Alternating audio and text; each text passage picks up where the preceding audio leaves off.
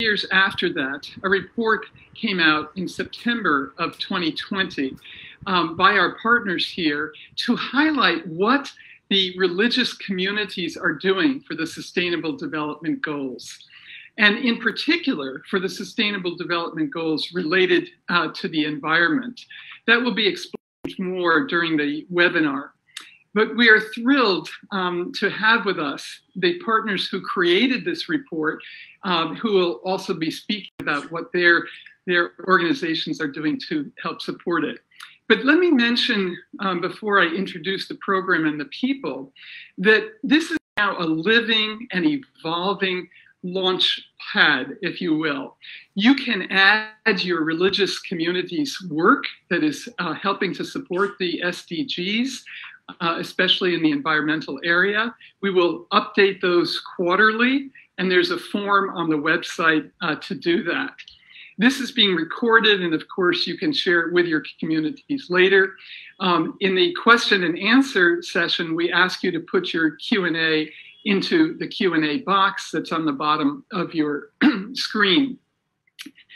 Let me just say, in September 25th of 2015, when the SDGs were adopted, this came right after the Pope's message to the General Assembly that was directed for the COP conference in Paris. After he gave his message, 193 countries voted to support the Sustainable Development Goals for the future of our planet. That's why these are so important, and it's why the religious communities have a great deal to offer to support these goals. And we're delighted to be working with our partners at the United Nations, the Parliament, the Religions for United Religions, and Bhumi Global also helped to do this report originally. So let me say the program will unfold this way. These key partners will speak first. I'll introduce them in a moment. We will have a video showing of 5 case studies, religious, grassroots, environmental programs supporting the SDGs. We'll have a website orientation that's done by Tara Trapani, our chief administrator for the Yale Forum on Religion and Ecology. We'll have a Q&A session that will be moderated by Lauren Van Horn from URI, and we'll have a closing session. Clearly, there's lots to discuss, and we hope that this will just be the beginning of this particular website to help your projects be more visible and also to learn from other projects so we don't have to reinvent the wheel. So we're hoping this will be important as resources for religious communities, religious leaders, religious laity, but also environmental groups and policy groups who want to know how the religious communities are supporting the SDGs. So we will begin. I'll say a few words about the importance of this, continuing these comments, and I will be followed by Dr. Iyad Abu-Mogli, who's the Director of Faith for Earth at the United Nations Environment Program and a key leader in this work and a key partner in this particular launch. And we're so grateful to him for helping to set up the original report last September and now partner with this launch. Because that takes a report out of just being on a shelf or even on a website and makes it living and evolving and changing. Dr. David Hale, who's chair of the Climate Action Task Force for the Parliament of World Religions, has been a terrific partner bringing together groups around the huge challenge of climate emergency, as we're all calling it now, I think. And Bishop William Swing, who's been a friend for many years, from the time of the founding, indeed, of United Religions Initiative, URI. And we're very, very pleased to have you as part of this and the great work that URI is doing. I want to give special thanks also to Anna Thurston, who has helped, along with Joshua and Lauren and Tara, for the last 10 months to work not just on this program, but to work on the webinar itself and its future prospects his submission form and so on. So Anna, we're very, very grateful to you, along with Tara and her helpers on the website, and Joshua and Lauren. It's been a great adventure, and we thank all of you, you Key 4 people. So let's launch into our discussion of this as an important resource and how you see it from the point of view of your group. And I'll just add to what has just been said. You know, many of us have been working for the last 25 years on these issues of religion and ecology, and we are at such a critical moment where the moral and spiritual force of religion is finally being taken seriously. And this is why SDGs and the religious communities around the world is so significant. I could tell you all kinds of conversations of scientists who are saying we need the religious communities, we need the moral values, and more than ever before that is true. So the Forum on Religion and Ecology at the Yale School of the Environment and the Divinity School here is trying to put together values of the environment and social justice, eco-justice, which was highlighted in the Pope's encyclical in 2015, Laudato Si. And that is this conjunction that this work represents, that there's no healthy planet without the work and the well-being of people. So people and planet, the cry of the earth, the cry of the poor go together. So lots more to say, but let me turn it over to Iyad Abu-Moghaly for his comments, and with gratitude for his partnership in all of this work. Iyad, please, the floor is yours. Thank you very much, Maria Evelyn. I'm so delighted and honored to be with this distinguished group of partners in this important launch. As you know, the United Nations Environment Program is the leading global environmental authority that sets the global environmental agenda, promotes the implementation of the environmental dimension of sustainable development, and also serves as an authoritative advocate for the global environment. As the leading environmental authority, UNEP is the custodian of 26 SDG indicators out of 93 indicators related to the environment across the SDG goals 6, 8, 12, 14, 15, and 17. At the same time, UNEP is the only agency with a dedicated program on engaging with faith-based organizations, which we are talking about Faith for Earth, focusing on environmental sustainability, specifically targeting strengthening the role of faith actors in the implementation of the SDGs. This is being done by engaging faith actors on policy making through our United Nations Environment Assembly, which is the Parliament of Environment of the world. And we work on promoting green investments of faith assets and bridging the science-religion nexus for informed societies. You probably know that we are not on track to achieve the SDGs, especially in the wake of the pandemic and its socio-economic and environmental impacts. By launching this Faith and SDGs platform, we are providing not only a knowledge and information platform to decision makers and the public, but we are telling the world that faith works. And when there is a will, there is a way. This effort of launching a platform that can capture the efforts of faith actors across the globe and across religions comes in support of our efforts to account for the contributions that are often neglected or difficult to record. Tapping into more than a century of collective experience of the Yale Forum on Religion and Ecology, the Parliament of World's Religions, the United Religions Initiative, and UNEP, and also the abundance of faith action to achieve sustainability are demonstrated by this powerful interactive tool. Faith actors have two important powers.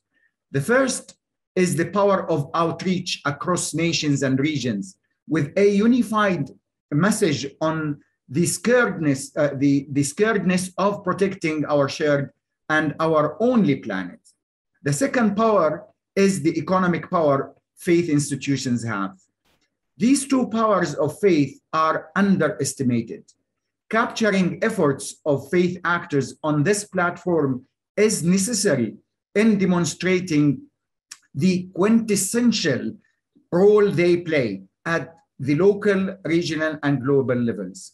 The faith action on the SDGs tool is as effective and as useful as long as faith actors do share their activities and actions on the platform. Therefore, I do call upon all our faith partners to use this opportunity to showcase their efforts, their actions, and their success stories. We want to show the world how faith works for Earth. Thank you very much. Thank you so much, Iyad. So gracious, so important, so grateful. Dr. David Hales, who is the director of the Climate Task Force for the Parliament of World Religions with immense experience that you can see in his bios. David, over to you, and please do unmute.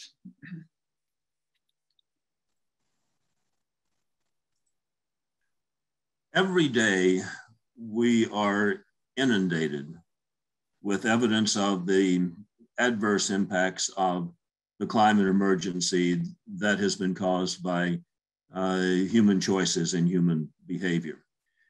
But there is another story that is running in parallel with the calamitous impacts of climate change. And that's what we're doing. We're not starting from scratch. And while our countries, the governments of our countries dither about their ambition and about effective action, faith-based groups all over the world are acting. And these stories are running in parallel. And just as important, it is too easy for us to experience despair as we see the fires around the planet, or the floods, or the droughts, or the loss of species. The antidote for that is to also realize that every day, faith groups around the world, real people in real places, are making commitments and taking action. And those actions are beginning to build toward the level that we need them to achieve if we're to confront climate change. So let's not deny the negativity of the impacts of climate change, but at the same time, let's celebrate the story of what people can do when they are living consistently with their faith and their values. I thank you for your conciseness and brevity. That's a great act of generosity. And now we have Bishop William Swing, who we're delighted to have with us from California, the founder of United Religions Initiative. Over to you, Bishop Swing. Thank you, and greetings. When the United Religions Initiative began, URI, in the year 2000, people from around the world were invited to self-organize around any issue that they knew to be urgent for themselves, urgent for the globe. Off they went in multiple directions. After a couple of years, we made a study to see what area was most often chosen for action. And you guessed it, the environment. It was natural for people of faiths and tribes to be most concerned about nature. And they were willing to cross all the historic boundaries to work together to heal the earth. Then it dawned on us that all of these little self-organizing units around the world were working in isolation. What if we formed a network, spread the word about good efforts, demonstrated solidarity, let environmental people meet environmental people? So we got organized on creating an environmental network ourselves. Little did we dream at that time that this germ of a network idea was evolving far beyond us, to the place that today there's a partnership with the Parliament of World Religions, Yale Forum on Religion and Ecology, the United Nations Faith for Earth, and the United Religions Initiative. A dream for all of us together having an interactive website, urged on by a wildly aspirational and critically necessary Sustainable Development Goals of the United Nations. Today is breathtaking, far beyond my original imaginings, and coming at a time when the alarm of Code Red for Humanity has been sounded. URI is proud to be part of this website and promises to be a faithful colleague. Thank you.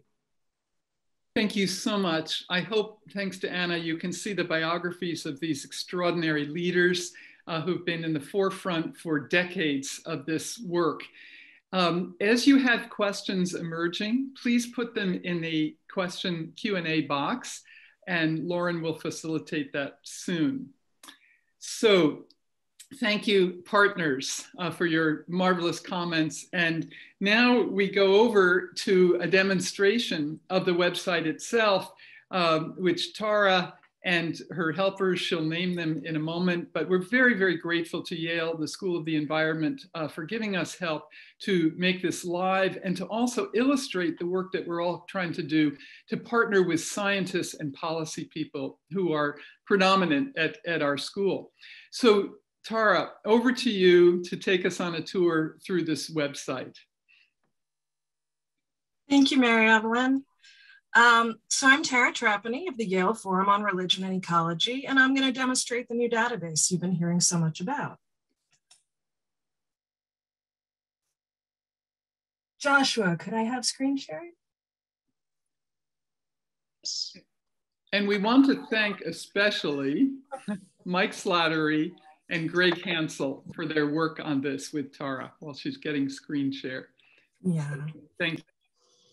Yeah, they were our wonderful technological consultants who made this all technologically possible, took our dreams and turned them into reality.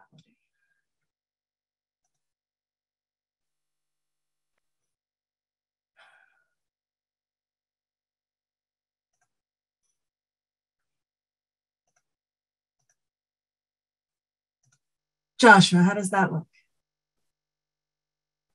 Good. It looks good. Yeah. Good.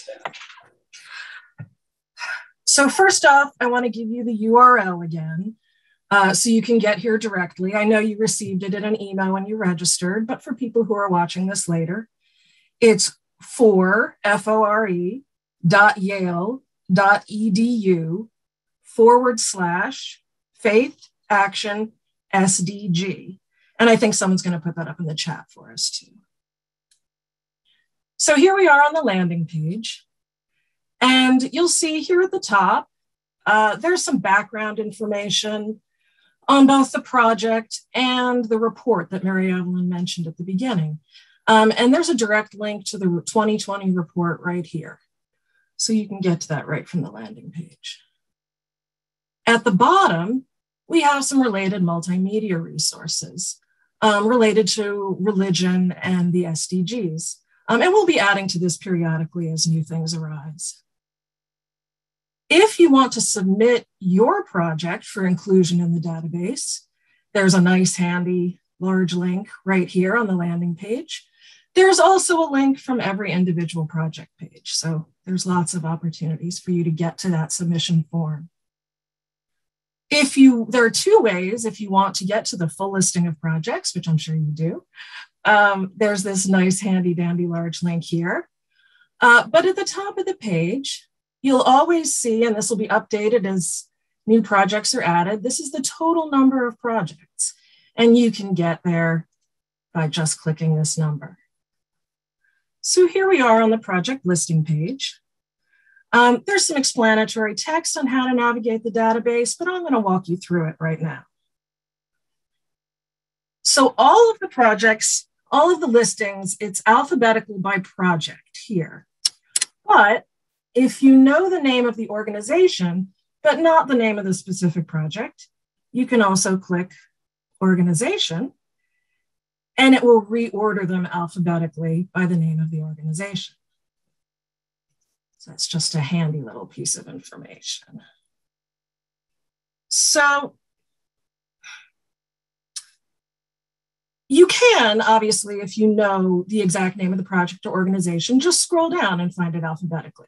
But there are a number of ways that we can also search. We have quite a few filters with using different criteria that can help you really narrow it down. So I thought we'd do a few searches together today, just to kind of let you get your feet wet and see how to navigate your way around it. So you always begin with these two primary filters at the top, the geographic region in which the project is operating and the religious tradition.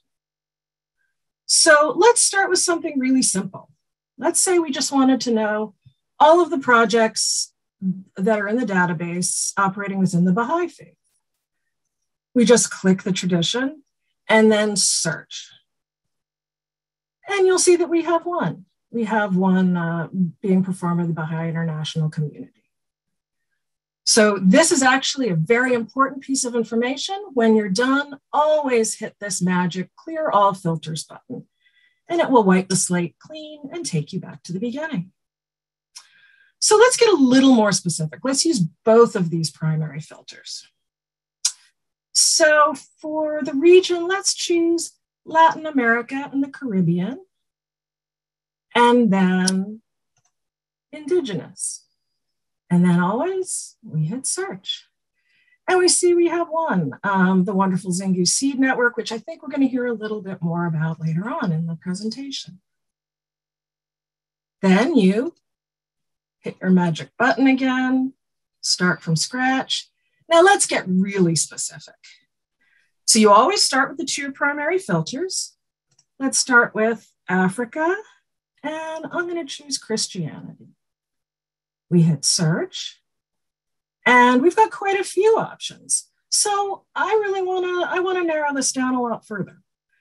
Let's start out with ecosystem. I think we want to filter by ecosystem, everything involving farmland. Okay, that's taken us down. It's narrowed us down quite a bit, but I want to get even more specific. So over here, you can also choose a country. Now I'm going to see everything happening in Senegal. So we have one. We have the Beersheba Farmer Training Project. Now just note that when you use these side filters, you don't then need to hit search. You only need to hit search for the two primary ones. This just kind of helps you boil it down more. Also, if you didn't find the term in the filters that you really want to look for, you can always right here put in this full text keyword search. You can enter a term and you can hunt for it that way. And that will look for everything within the specific project listings too, not just the names. So I want to take a look here at this project. So you click on the name of the project and it'll take you to the individual project page. And there's a lot of information in here that you don't see in the main project listing page. There's a summary of the project's activity, any measurable impact they've seen, geographic information, and down here, wherever we have more information available on the project, their website, their Facebook page, or articles about them, we'll put those links down here so that you can find out more and find out how to contact them if you want. So you'll always find more information here. Now, I want to make sure you know how to get back. Now, you can always hit your back button, of course, but there's also some nice handy links here. So you can go back to the project list from every individual project page. You can go back to the project listings, or you can go back to the main page. So why don't we go back to the main page? And here we are. So in closing, as Mary Evelyn already said, I really want to extend deep gratitude to everyone who worked on the project and to my tech consultants, Greg Hansel and Mike Slattery of the Yale School of the Environment, because we really could not have done this without them. They did an amazing job for us. And now I think we're going to have, see a video on some of the engaged projects that are listed in the database. So back to you, Josh.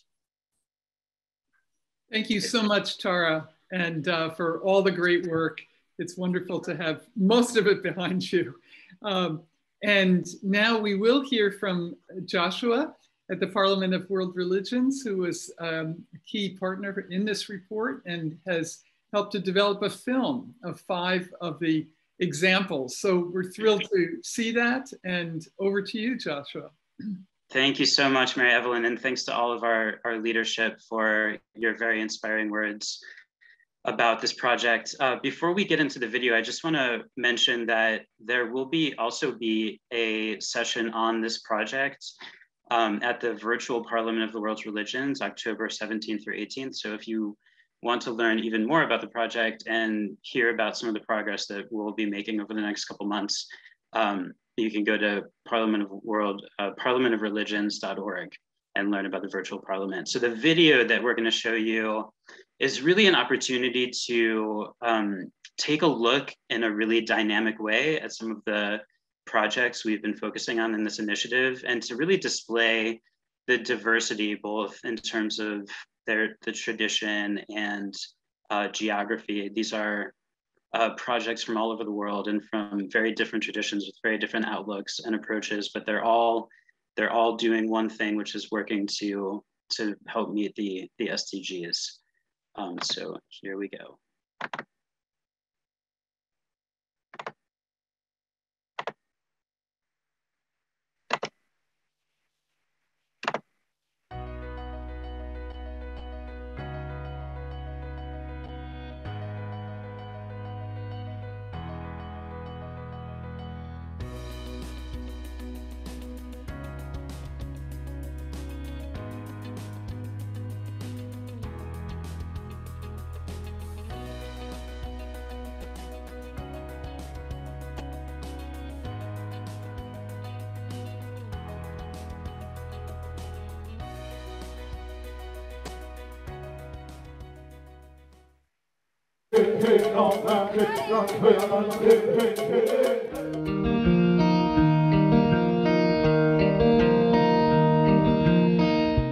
Olá pessoal, tudo bem? A Rede de Sementes do Xingu, ela é uma associação não governamental e ela é considerada a maior rede de sementes do Brasil. Uma iniciativa que visa tanto a restauração florestal por meio da coleta de sementes florestais, quanto também a valorização dos povos e da cultura tradicional que fazem a coleta dessas sementes. Esses coletores, eles são um leque de diversidade. É por isso que a rede deu tão certo, porque o foco dela é diversidade. Esses coletores, eles são indígenas, eles são agricultores familiares e também são moradores urbanos. A maioria desses coletores são mulheres, inclusive indígenas. O que a Rede de Sementes do Xingu faz hoje é simplesmente juntar todas essas pessoas que se preocupam com a natureza, que querem ficar nas suas terras, num só propósito. Talvez esse seja o diferencial, na minha opinião, da Rede de Sementes do Xingu. Ela não quer só a semente para vender para os produtores que precisam restaurar suas áreas. A Rede de Sementes, ela quer formar pessoas, ela quer valorizar os povos da terra. E a coleta de semente é uma atividade constante que faz com que aquelas pessoas interajam tanto com outras pessoas como com a própria natureza. Quando os coletores se reúnem para coletar, é verdadeiramente um compartilhamento de saberes, de conhecimentos que eles dividem entre si.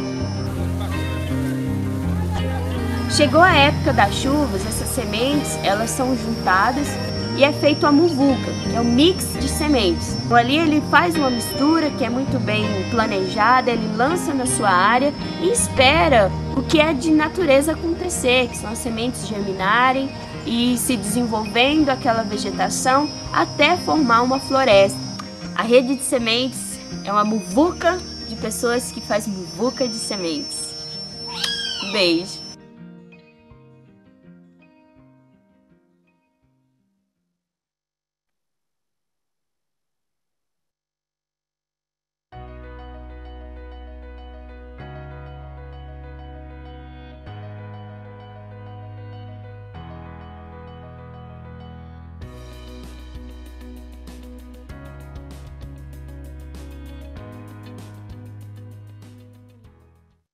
2014, the aim of VK NARTEP is to catalyze the development of a green pilgrimage model for Rameshwaram. Yes, Rameshwaram is the pilgrim center that draws the maximum number of pilgrims per annum in South India and is one of the principal most pilgrim centers of India from time immemorial. However, today, the center suffers from lack of hygienic environment, apathy, pollution, and a general sense of inertia pervades the island. Implementing this project is not an easy task. However, the incredible renovation of Tirthams by VK NARTEP last year has generated hope. The determination for green Rameshwaram is today entrenched in everyone who cares, from district collector to school children. The enthusiasm for green Rameshwaram has now obtained the critical mass. So, we call upon each one of you to join this green endeavor for our future, for the future of our children, and for the blue planet that is our home.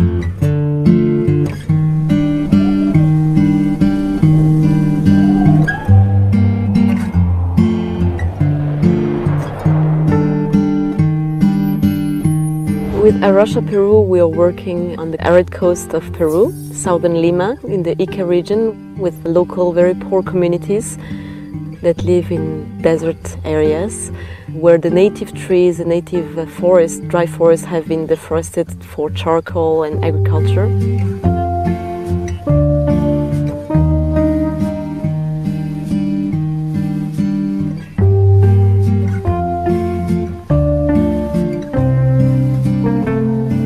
We're very happy we are working on a reforestation project with native trees, reforesting together with these communities and churches who have offered their time and also give us some land to have the nurseries.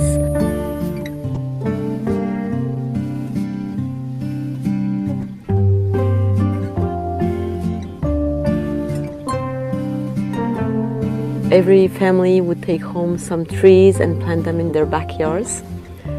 We were also happy through this project to raise awareness about the environment and the importance of trees and also the benefits of trees in this area. In just a year we can already see some difference because it brings more birds to the areas and people are caring for the trees.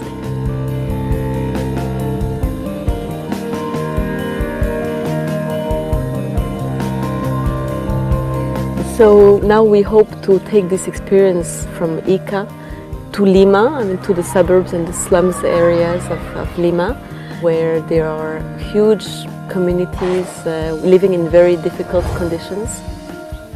Some social work is being done, but very little environmental action. And we really think that we could combine both, having reforestation through agroforestry, and combining trees and local organic crops together with poor families and communities, also to improve their alimentation, and to be places where we could have environmental education and activities for the children, and just caring for their environment and their living areas.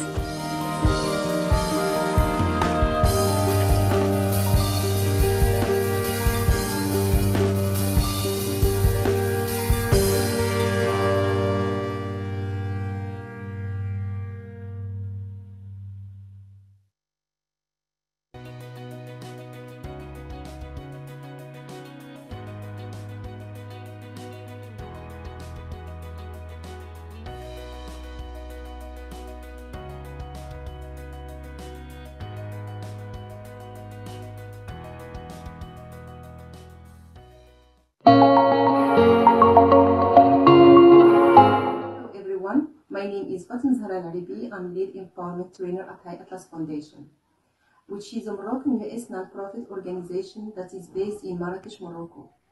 It was founded by former Peace Corps volunteers in 2000. High Atlas Foundation works to establish sustainable development projects in rural areas that local community design and manage. High Atlas Foundation works mainly in agriculture because it works in rural areas, as 70% rural Morocco are experiencing poverty. It works also in education, health, capacity building, youth initiatives, and women's empowerment. Assalamu alaikum. My name is Amina Al-Hajjami. I am Director of Project with High Atlas Foundation. I would like to share with you one of the important impacts of women's empowerment concerning a group of girls in Tasawirgan village in Wirgan Commune, House province in Morocco. We started with them in women's empowerment, and they are very motivated for creating a project. Then we start with the second step. We did with them participatory approach, and we found them that they want to create an agriculture cooperative. From 2019 to 2021, they are now created cooperative of agriculture, and they are managing a nursery of 30,000 fruit trees, and they are now more trust themselves and more trusting others, and they are managing their project great way. Thank you.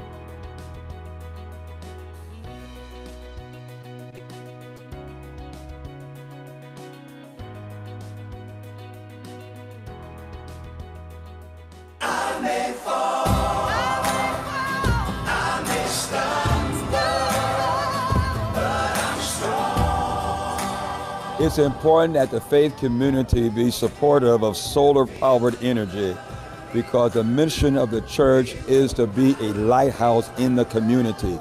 Solar energy is an opportunity for us to move forward. Solar energy is an opportunity for the community to work together. This is a triumphant moment for our community. We are proud that from this location, 630 panels or 204 kilowatts of power will provide electricity for many in the same community. The project at Shiloh is a community subscriber model, which allows residents and community members to buy into their local community solar array, which gets them away from fossil fuel derived energy. Working on this community solar garden especially feels wonderful, being that I'm a resident of North Minneapolis and I'm a subscriber to the actual solar array. Well, to me and my family, it means an awesome opportunity. You know, once we subscribe to the Shiloh array, it would definitely mean less bills for me. So one of the cool things about this project is that Masjid an-Nur, a mosque, and Shiloh Temple, a large African-American church, are working together to make this happen. Masjid an-Nur is very proud to be part of this process. We believe that this process will restore economic justice in the community. Isn't that amazing that we can get along? We may have different viewpoints and ideologies, but isn't it amazing how we can work together and make a difference in our community?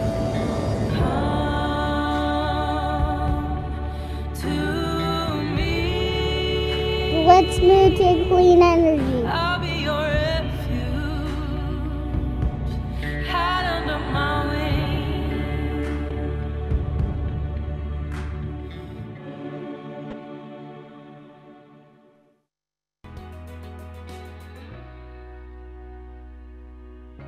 You're going to be in the picture in a minute. Isn't that great, though? Yeah.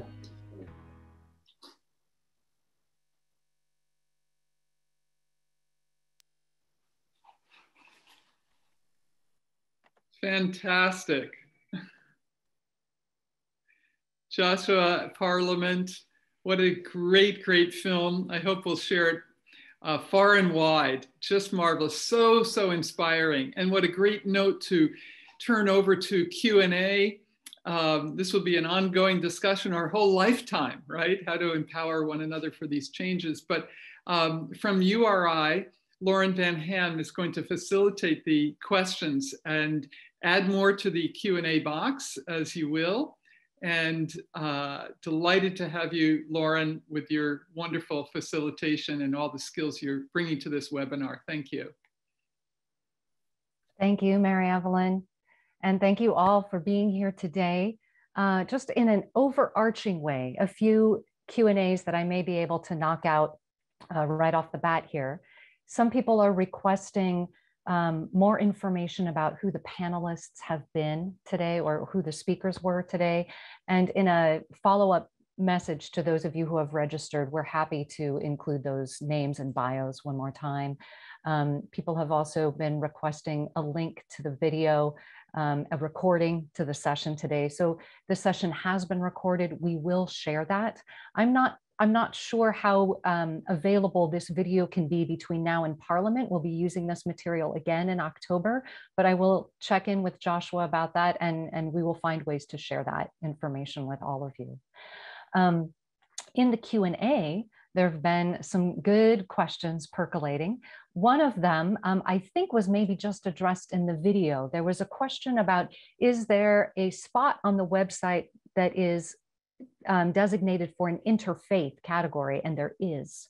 So it is just great if what you are doing in your community is focused as a single faith effort or one Indigenous expression, but it is also wonderful if, kind of like in the Shiloh Temple or the High Atlas Foundation examples, you were seeing multiple faiths coming together around a environmental action.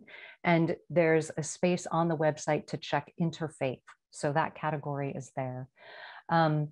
There was also a question about the submission form, and Tara was sharing with us in the show and tell there how to submit your project with the submission form. And you'll see on the website, it really does walk you through the form. There are some rather specific questions. Those aren't there to intimidate you. They are there to make sure that we categorize your project correctly. And there are some measurements that our friends at UNEP are really wanting to track with all of this. So if you have any questions about questions on the submission form, please just reach out to us. We are happy to help you complete that form. And the URL is in the chat for that submission form, as are the bios, by the way, of the speakers. Thank you, Mary Evelyn. Yeah, please continue. Thank you so much. Sure. There are good questions showing up in the chat that I'm going to direct this question to Iyad. A few people are asking about how we are focusing on these particular SDGs when we understand that the SDGs also work together collectively to help us reach our hoped for goals with respect to global warming and the climate. So could you speak a little bit, Iyad, to how we are focusing on these particular ones when there are so many that all work together? Definitely, and thank you. This is an important question, and we all face tremendous difficulty in capturing everything that is being done. Well, I mean, as I mentioned, there are certain indicators that are specifically designed by the international community, the scientific community, to capture the efforts, the global efforts with our member states or stakeholders, and measure them towards the achievement of the SDGs. So those that are called environmental SDGs are the SDGs that I mentioned, you know, related to energy, water, life on land, life under water, and so on. So it is, these indicators are very much related to that. But definitely, those indicators and targets are related to other goals. For example, when you talk about providing solar energy systems, as we saw in the example that was shown in the video, it actually provides possibilities for people to read while, you know, getting sustainable energy resources, and that leads to better education, better livelihoods, and so on. But these are very difficult to measure. These are, you know, marginal impacts that cannot be measured as such. So we are focusing on those SDGs, and hopefully in the future we will be able to design and devise new indicators that can capture the collectiveness of the contribution to all of the SDGs. Thank you. Thank you, Iyad. There's a good question here that I'm going to invite Bishop Bill Swing to address. The question is, how do we bring the power of faith to those who have faith in power?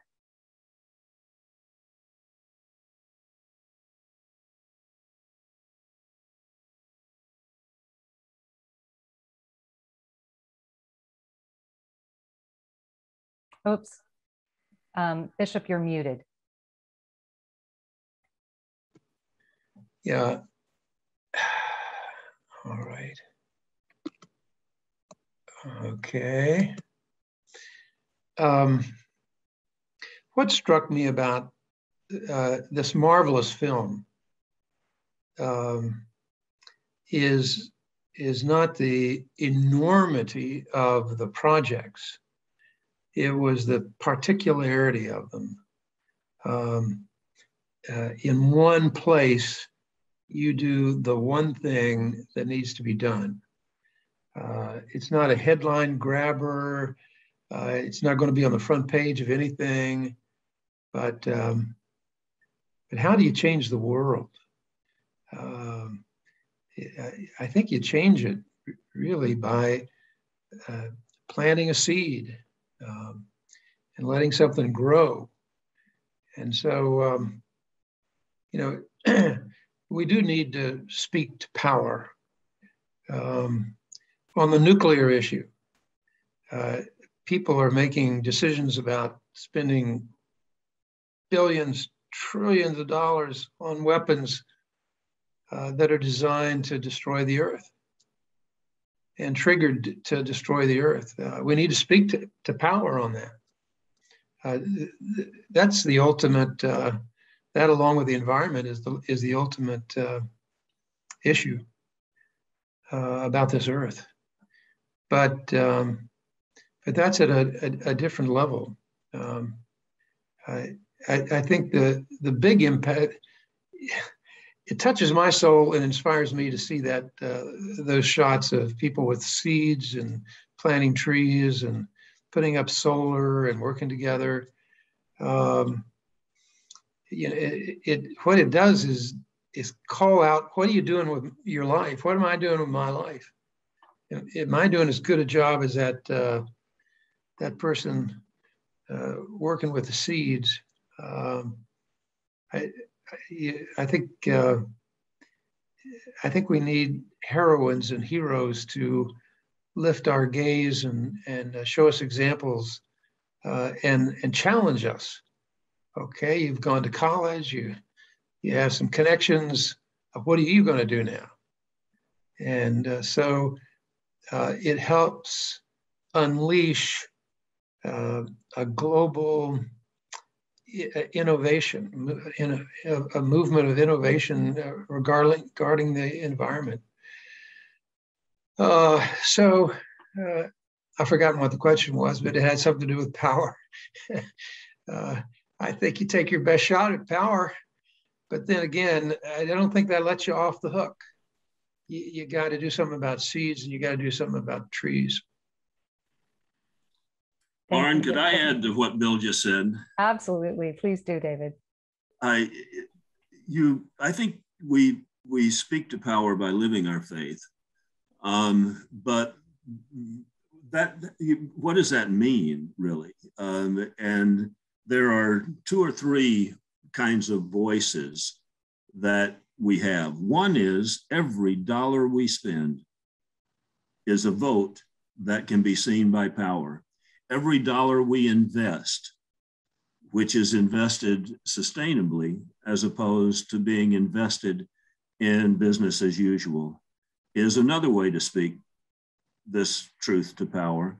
And finally, in many societies, we have votes in the political system. And if we're dissatisfied, as I am, and I suspect many of you are, with the lack of ambition and the lack of courage that is being demonstrated by our governments right now, then one of the ways that we can demonstrate to power that we're serious about this is the way we vote.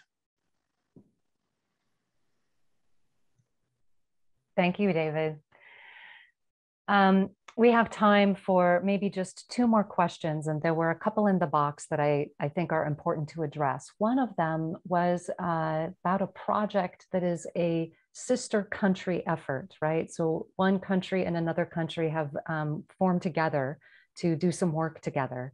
And I would suggest that when you are wanting to enter that project, that one of you chooses to submit the project, name your country, and then there's actually a space in the website where we will be able to see where that work is happening in other countries. So for example, sometimes there's a headquarter or there's a global office, and then there's work happening in other spaces.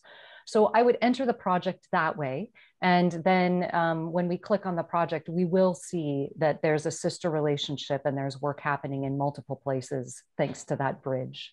So that's a response to that one. There was also a really good question, as often happens in these conversations, a question about food. What are we eating?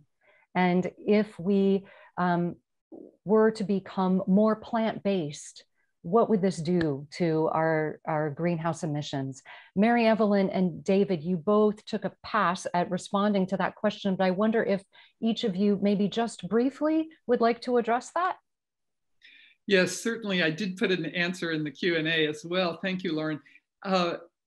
Absolutely, religions are doing a huge amount on food. You take the Sikh tradition alone, who has daily feeding all over the world, but that is just one example of what does Shabbat mean in Judaism and so on. What is a Eucharist, if not the celebration of the importance of food? And how can we have a pure Eucharist with polluted wheat and grapes that are pesticide induced? So there are many, many projects on food, on agriculture, and on biodiversity around the world. David Clough in England has a very important one on animals and the problem with factory farming. And Norman Wurzba at the university, Duke University, has a marvelous project on food, farming, and faith. So this is being attended to, but I agree, especially with factory farming of animals, much, much more can be done. So thank you for the question, and we'll hope to continue to address this important issue. And I'd like to thank Richard Schwartz for raising this issue, because it is another of those places where our actions each day can help shape the systems in which we live. Certainly one of the simplest and most powerful things that any of us can do is to focus on consumption of meat. It doesn't even have to be, for me at least, an all or nothing thing, but just think of the impact we could make if every person were to reduce their consumption of meat by 90%. It would be a tremendous impact. In addition to that, we have to think of our food as part of a system. And that system includes transportation, it includes fertilizer, it includes land use, and our systems are very efficient in producing a small number of reliable products and at moving them in a way that provides profit for farmers and agribusiness. That efficiency is not necessarily the same efficiency that one would associate with sustainability. My grandmother used to remind me that if I'm eating tomatoes in the wintertime, I live in Maine, that's not as sustainable. Maybe I ought to can those tomatoes. But I'll take that to say that one of the things we can each do that would make a gigantic difference is to commit to eating food that is grown within 50 miles of where we live. We spend a tremendous amount transporting food from one place to another, and often that transport is mostly of water. It's of water weight. We're not really transporting food. We're not really transporting nutrition with all that we spend, but we're moving water from one basin to another, and that has tremendous adverse economic or environmental consequences as well. So as you're thinking of reducing your consumption of meat, think of increasing your local consumption of food. Thank you so much, David. Mary Evelyn is going to close us out. I do want to encourage anyone who has enjoyed this gathering today to share the link with those who were not able to be with us, and that link will be sent out again. And you may also see us do some version of this again at the Parliament of World Religions, which is happening next month. Perhaps we will see you there. We look forward to receiving more submissions. So do please visit the website and submit your project. Thank you all. And Mary Evelyn, please take us out. Thank you. I think the host has stopped my video for some reason. So maybe we can restore that. But I'd love to just make a response to one quick question. One is, okay, here we go. Start my video. Hi again.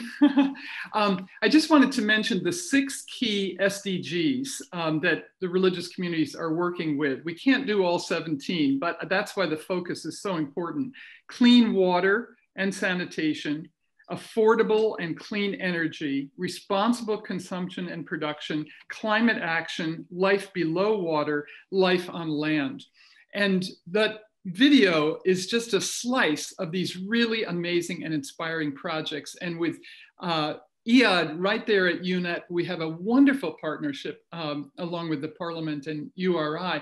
And I wanted to say that, you know, what preceded this also many, many years ago, in 2000, when the Earth Charter was launched, that brought together what's coming together now in a project like this and in some of the comments: ecology, justice, and peace. Because the comments on war, militarization, the need for peace, the amount of spending is so critical. And the Charter was trying to say these 3 key dimensions for a flourishing future, not just a sustainable future. I like to say my relationship with John is flourishing, not just sustainable. So this conjunction of ecology and integral and healthy, the well-being of the planet, social and economic justice, democracy, nonviolence, and peace. That's the background, that's the context of this project.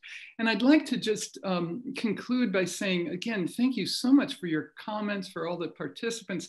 And I do want to just mention, as the Parliament said, there will be ongoing work on this and a workshop at the Parliament. And we are about to launch, thanks to the work of many, many people, massive open online courses on religion and ecology that will highlight this particular wonderful video and program, but that will try and bring together what many of us have been trying to do, namely create a new field of religion and ecology in academia that's being taken seriously by scientists and policy people, but also a force, this engaged force on the ground. How inspiring, as Bishop Swing said, seeds and trees. What a mantra, what a motto. Absolutely inspiring. And again, so many women involved in this. The empowerment of women is crucial.